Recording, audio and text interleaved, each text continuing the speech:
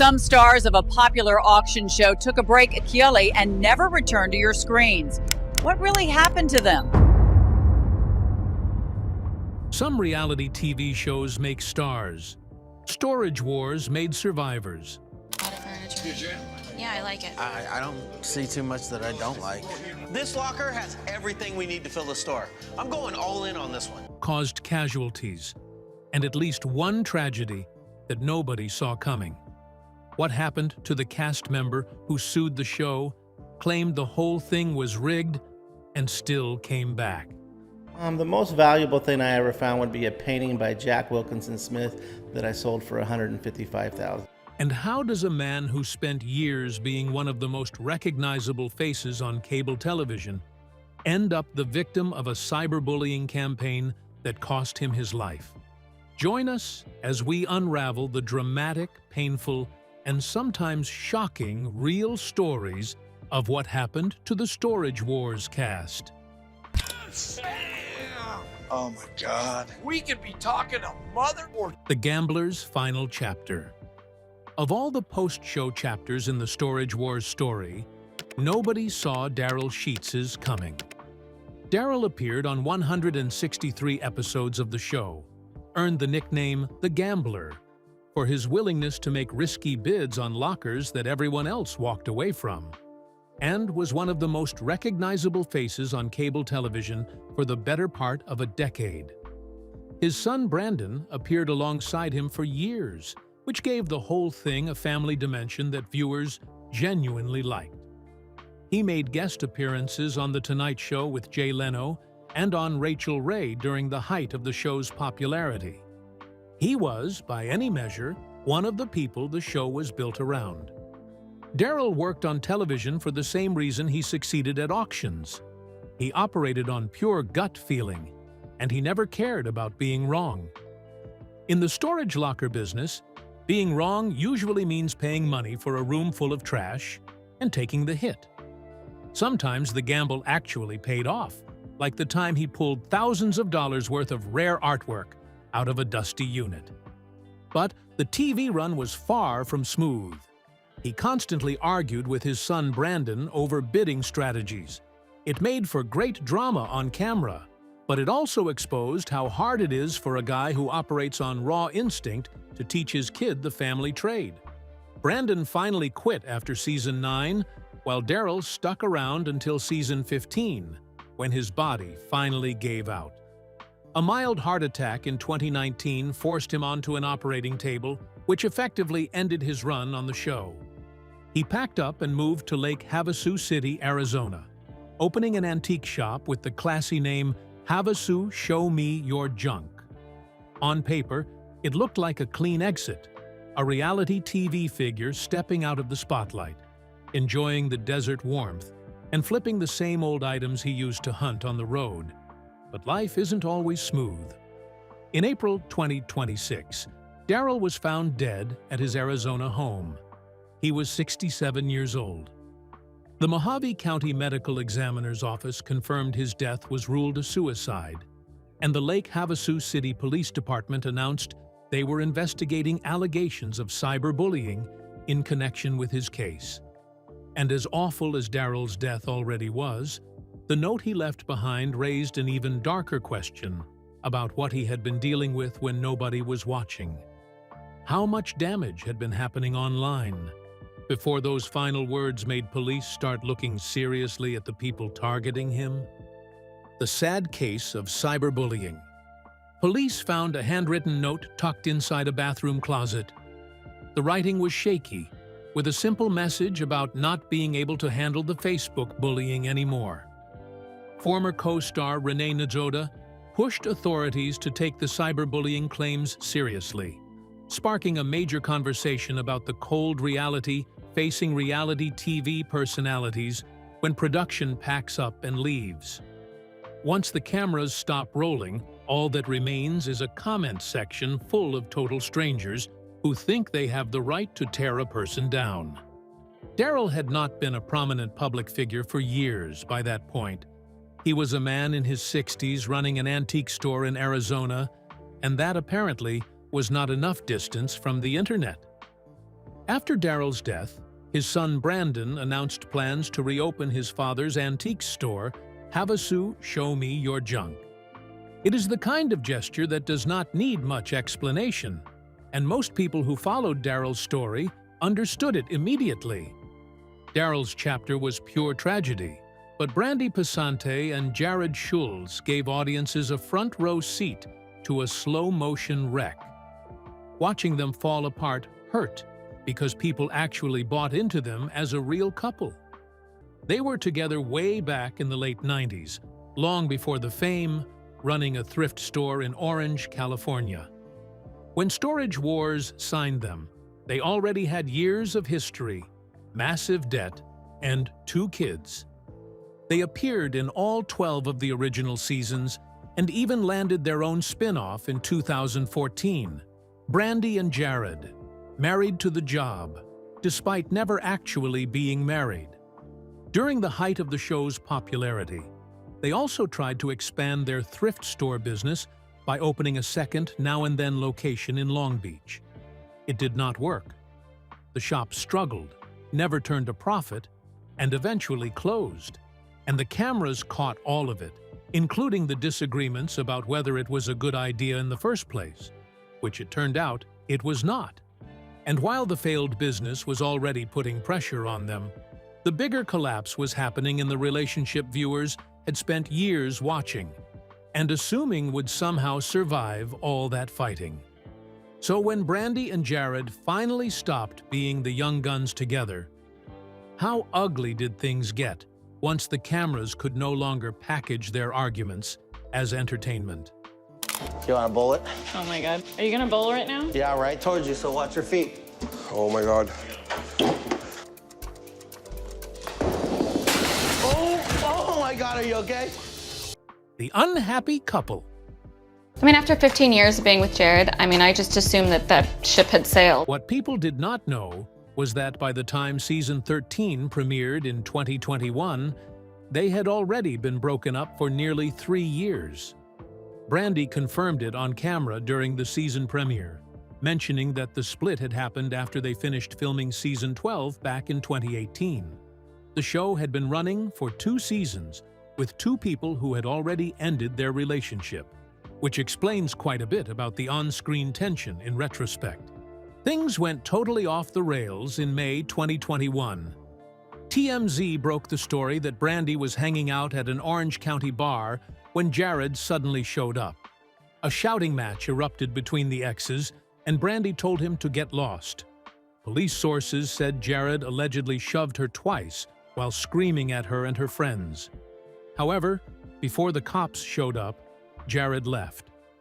The local district attorney ended up charging him with misdemeanor domestic violence battery, even though he claimed he never put a hand on her. A&E never publicly commented on Jared's exit from the show, but it is widely understood that the arrest was the reason he was not invited back. The network launched an internal investigation into his future on the show, and he simply was not a good fit. Since then, Jared has kept a very low profile and is now in a relationship with Rachel Beckman, an employee at his restaurant Rush Bar and Grill. That is a huge change for someone who spent years being one of the louder personalities on a very loud television program. Brandy took a totally different route. She stayed on the show through seasons 16 and 17, slowly building her own independent online presence. In 2025, she started a podcast called The Real Reality with Brandy Passante. The entire premise centers around interviewing various famous figures about the dark side of fame and how it destroys normal lives. It is a topic she knows inside and out after letting camera crews record her personal drama for over 10 years. Complaining about the nightmare of public attention while running a weekly podcast about it is the ultimate media move. Her son Cameron, now in his early 20s, wrote and directed a short film titled Are You Sure You're Good to Drive?, which received a heavy push on social media. Life moved forward on the personal front, too. A new relationship with Clifford Beaver, a real estate agent and bar owner, resulted in steady birthday tributes on Instagram through May 2025. Looking back at the absolute chaos of that era, landing on 2 feet is a much better outcome than anyone expected. Surviving a decade of reality TV drama and coming out with a bar owner boyfriend and a plug for a short film is practically a fairy tale ending. And while Brandy managed to build something surprisingly normal out of the wreckage, another Storage Wars regular was about to leave the show under circumstances that were anything but peaceful. So what happens when the man everyone loved to hate stops fighting the other bidders and decides to take on the entire show instead? The famous villain. Dave Hester was the show's designated villain, and he played it perfectly. His catchphrase, "Yoop!" shouted every time he placed a bid, became one of those inescapable reality TV things that people either found delightful or absolutely maddening. He was known as the mogul on screen, and he had a habit of bidding up the most valuable storage units specifically to drive the price beyond what his competitors wanted to pay, then walking away satisfied even when he did not win the locker himself. It was a genuinely effective strategy that also made everyone around him furious, which is exactly the kind of personality that reality television was built for. Dave's history with the show was a complete mess that went way beyond just being the guy everyone loved to hate. Production actually fired him after he slapped them with a lawsuit, claiming the whole operation was totally fake. In the suit, Hester spilled the beans, claiming producers constantly stuffed lockers with fake plants and valuable props to engineer cheap drama. He even claimed they built entire units from scratch and dragged storage facility owners into the scheme. The network issued a standard blanket denial, swearing up and down that everything on screen was 100% real. Network executives terminated Hester right after, which prompted him to tack a wrongful termination suit onto the pile. The lawsuit demanded $750,000 in damages.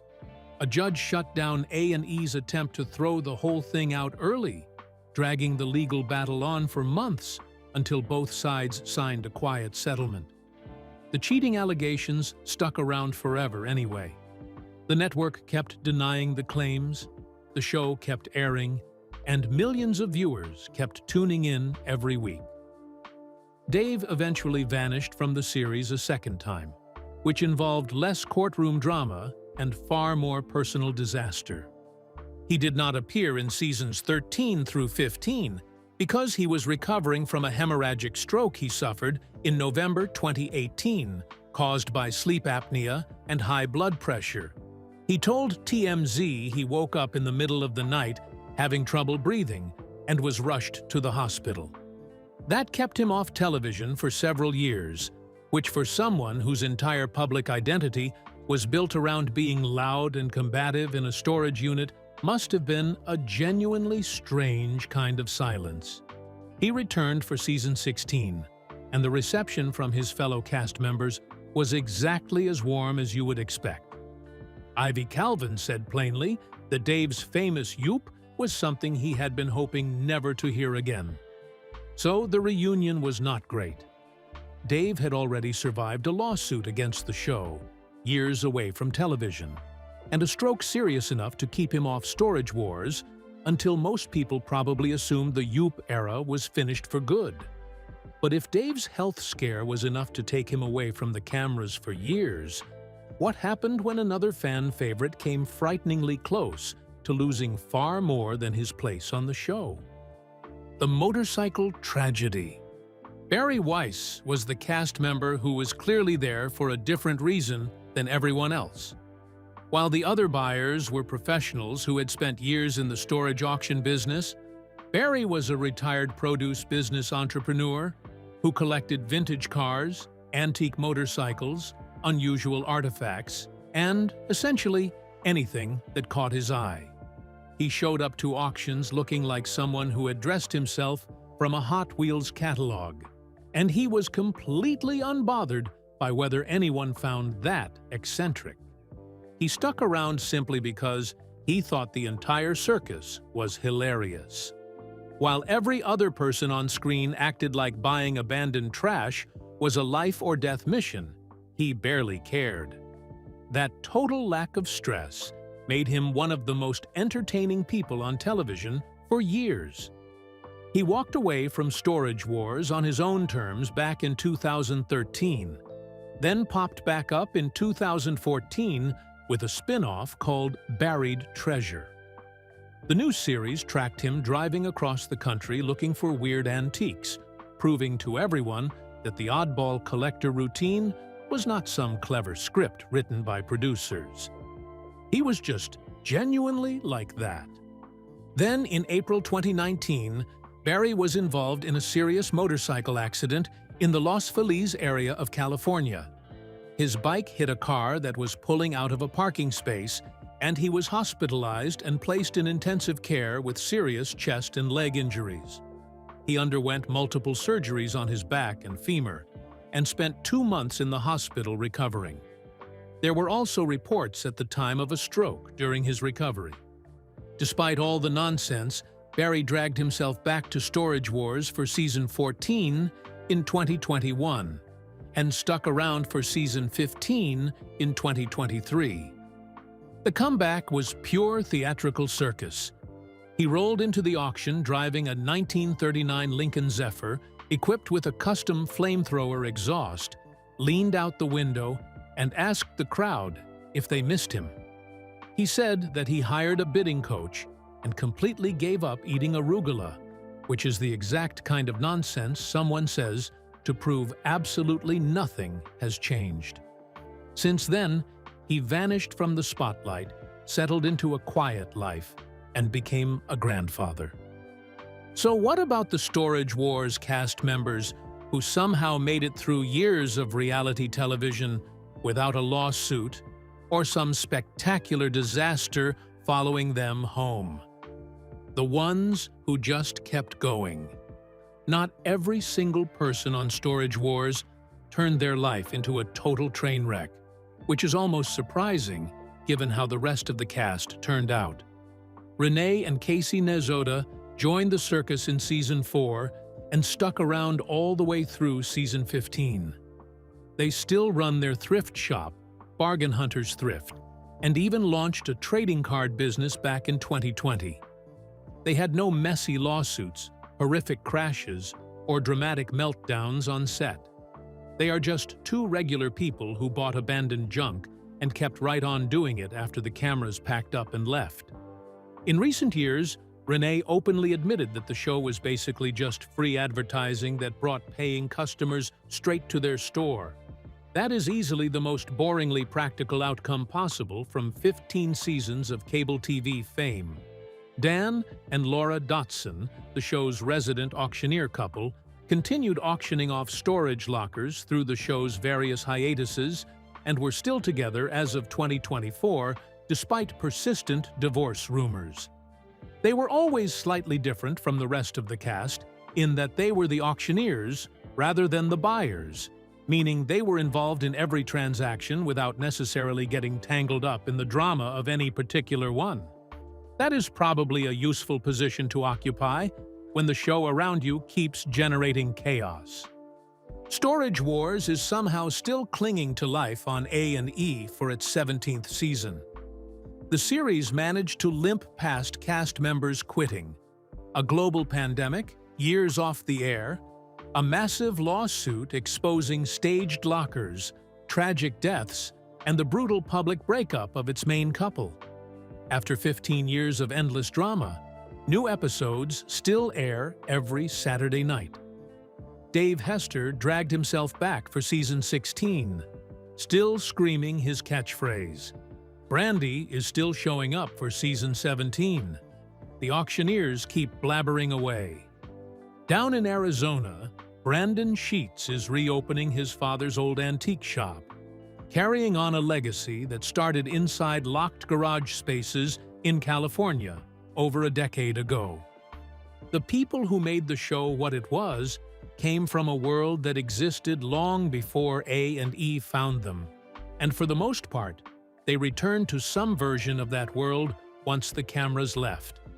Some of them came out of it well, and some of them did not, and the show kept running regardless, which is either a testament to how good the original format was, or a fairly accurate summary of how television works. Probably both. What the show never figured out, and what these cast members learned the hard way, is the weird burden of mid-tier reality TV fame. It is that specific level of notoriety where strangers feel entitled to judge every single life choice and scream those opinions online with zero filter. That was the reality Daryl Sheets ran into in Arizona. That was the circus Brandy had to navigate while picking up the pieces after Jared. The visibility was big enough to derail lives and stubborn enough to stick around long after cameras stopped rolling, but never huge enough to come with security or PR teams to handle the damage. Getting recognized by strangers at a gas station for buying abandoned trash, while receiving none of the actual perks of real celebrity status, sounds like a very specific type of purgatory. Which cast member's story after the show surprised you the most? And do you think reality TV networks have any responsibility for what happens to their stars once the cameras stop rolling? Share your thoughts with us in the comments section. Remember to like, share, and subscribe for more. Also, click the next video showing on your screen. You will enjoy it.